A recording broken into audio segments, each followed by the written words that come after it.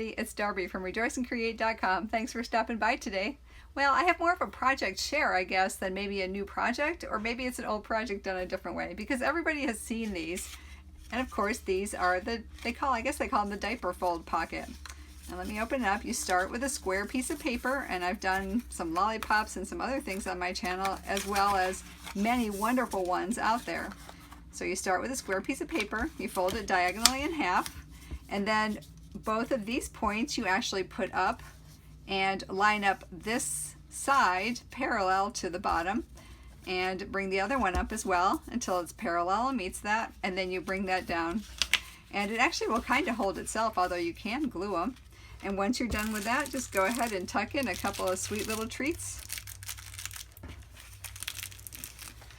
and put a little tag on it, and you're good to go. Well, I have a couple variations that I was working on, and I'd like to share them with you today, along with a couple of folding tips that I had from when I was making some of these. Now, I started with a double-sided paper because I really like the way it looks with the two contrasting colors. So if you find some double-sided paper that you like and you want to use up some of your pack, I look for ones that have like an all-over pattern on them, so that nothing is skewed as far as the direction of a pattern goes. And because I use a 12 by 12 inch piece of paper on each one of these, it's a really good way to use up a paper pack. And I created this one in the very same way as I created the small one. I folded the diagonal up, and then I went ahead and moved two sides. The only difference being is that I put my pouch down there so I know how wide I would need my flat area on the bottom for my pouch. And I'll show you how I folded this one in just a minute. One of the things I noticed, however, was that my corners kind of stick out a little bit over the top, and I wasn't sure I liked that one. Now, you could always use a glue dot and glue dot the corners down of the Frappe mix, or you could use something a little bit smaller. But I actually have a different fold that I did to create my next one. But then I created this one. And as you can see, the corners of my Frappe mix are within the corners of the pocket. And that's because when I started my fold, I actually didn't go all the way. And I'll show you that in a minute. But then I went ahead and just tied it with a twine, punched some holes, tied it with a twine, put my frozen bean mix in there, and I think it makes a really sweet presentation. And of course you could put it into a bigger cellophane. It doesn't fit in a standard. Here, let me measure across. 9 inches. This one ends up being 9 inches across. So if you have a bag that's 9 inches, you can do that. Otherwise, just take a flat piece of cellophane and then just fold it very similar to this and bunch it up at the top. Now let me show you a third one that I created, again with the frozen bean, and that is this one. This is actually a single-sided pattern paper, and this came from a Blessings Christmas. I got it at Hobby Lobby, and again, I cut a triangle off of this front, the front that you fold over, and I actually lined the back with it so it wouldn't look so blank on there. But I'll show you how I tuck the sides in so you don't see that cross fold if you want to have something that's a little bit more plain across the front, or a little, not quite as so much interest as far as the folds go across the front. And I'll show you how I did that one too. But as long as you start with a square piece of paper, you can start with any size square, and you can end up with many different sizes of pockets. And you'll see them all over the internet, YouTube and Instagram, and all the different cute pockets people make for different projects. But you can make them for all different sizes. And of course, here I have a hot cocoa mix in there. Now, I did fold down the top so that it would stay within there, but I started with an 8 by 8 inch piece of paper, and this paper I actually got on maymaymadeit.com. It was really pretty. There's a couple of them. They have some glitter on some of the pages, and then this was a two-sided pattern. I really like this one. So you can make it for hot cocoa, or there's many out there where you make them for a tea bag as well. All right, so let me show you a couple of the folding things that I did. And I'm going to start with a 12 by 12 inch sheet of paper, and this is going to give you havoc until I fold the edges down. But this is, again, real red from the Stampin' Up, and these are old. These are retired papers. I just have some I'm trying to use up, and this is a great way to use up your pack. All right, so for the first one I did, the one that was in Night of Navy, you fold it the same way as most of all of your folds. You take one corner, fold it to the opposite, and flatten this down. Normally what you do is you just take this and touch that to the side and make sure you're parallel to the bottom. But because I had a specific amount of real estate on the bottom of my fold, I actually took my pocket, or took my Frappe, and I put it right there in the middle. So I knew where I had to fold from. And I centered it in there. So I folded from the same amount on each side. So this will not go all the way across. But I did want it to be parallel. I'm still trying to get this edge parallel to this edge. And fold that down. And again, with this side, I'm folding it from the same part over here and matching it up on the top parallel to the bottom. And these two edges that I folded up should match. All right, let me pull that out of the way. And flatten that down. Okay, so this is the standard pocket, and then what you do is you just fold this side down, and that would complete your pocket. Okay? Now, what I did on the blue one, let me bring that one back,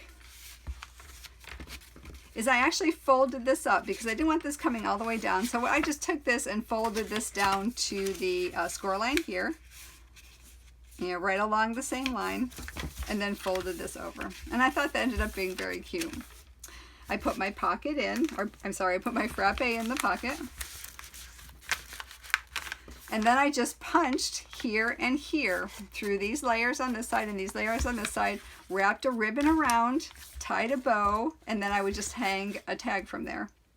On the top of this one, I actually did a little bit of a decorative treatment. I have a decorative corner punch that does this pattern, and then I just used a 1-inch circle punch to punch a little finger notch in there. And I think these are very cute for gifting.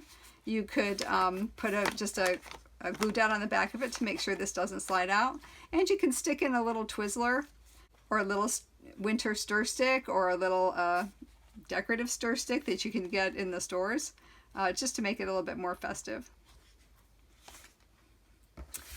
But if you want to make my other one so that your corners don't quite fold out, let me show you how I folded that one. All right, I'm starting with my same piece of Stampin' Up! Designer Series paper, 12 by 12.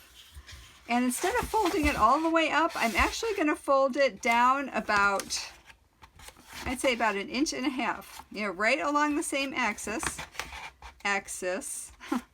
but just down about 1.5 inches.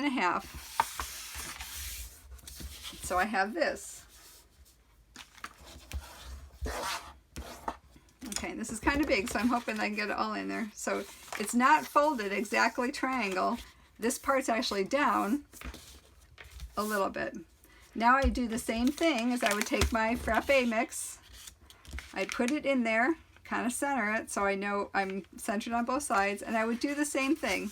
I'd fold this side up until that edge is parallel, and fold this edge up until that is parallel, and then pull this out and burnish those fold lines, keeping the top matched and parallel.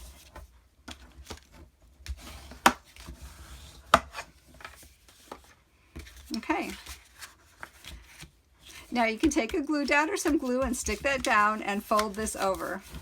And I think that ends up being very cute. Let me put my Frappe pouch in. And again, the corners stay within this. You could use a decorative punch up on the top corner, and then, or a little finger circle punch for your finger. I would go ahead and punch 2 holes and bring a ribbon around like I did with this one to hold it all in place. And again, I think it makes a very cute presentation for a frozen bean frappuccino. Now, how you get it folded like this, if you don't want to have that crisscross look in front of it, kind of want to have something more neat, let me show you how I folded that one. Okay, so let's fold that back up, and we're folding this out. To make it look neat, what we did is after we folded these two things together, and it doesn't matter which side goes first, you would open that back up again and then fold these two sides the opposite way. You see, you just do an opposite fold on those, and it kind of tucks it in nicely. Same with this side. Open it up and do an opposite fold for these two. So it makes it look kind of pretty. And then, instead of folding that out, you just fold that down. And it gives it a little bit more of a neater appearance up front. Now I would go ahead and glue dot these little corners down. but you can still, after you put the pouch in, punch a hole in each side over here and run your ribbon around. Let me go ahead and do that for this one. Oh, actually, before I do tie a bow, what I'm going to do is I'll thread those through. Let me make sure I'm flat in the back. And I'm just going to tuck a doily over a little bit. I'm going to do it offset a little bit. I kind of like my bows and my embellishments on these just offset a little. You can put them where you want.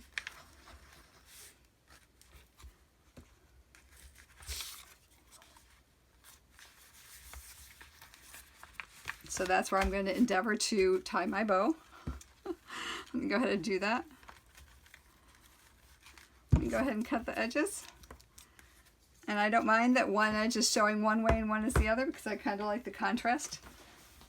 And let me go ahead and just tuck a little tag on.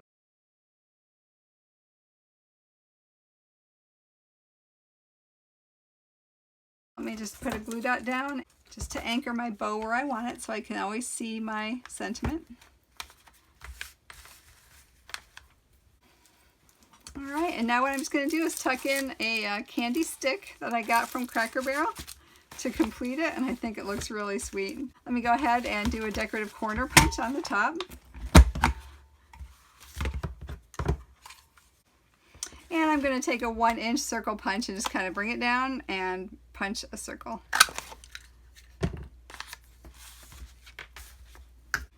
Alright, so that's my finished project. And certainly a little Twizzler stick would look really cute, or a straw, decorated straw. I just don't happen to have any of those right now, but I know you guys are so creative you can use your imaginations. So I hope you enjoyed this project. Let me bring my other ones in. Remember, the diaper fold pockets are not just for ghirardelis and tea bags. You can actually create them for any size, for any project. So I hope you enjoy the project and give it a try. If not, at least go try one of these frozen bean frappuccinos. They're actually really good. If you liked the video, please subscribe and hit the bell notification icon to be notified of new videos as they're posted. For more information on this project and others I've done, please go to rejoiceandcreate.com. And as always, until we meet again, I hope your days are blessed. Bye!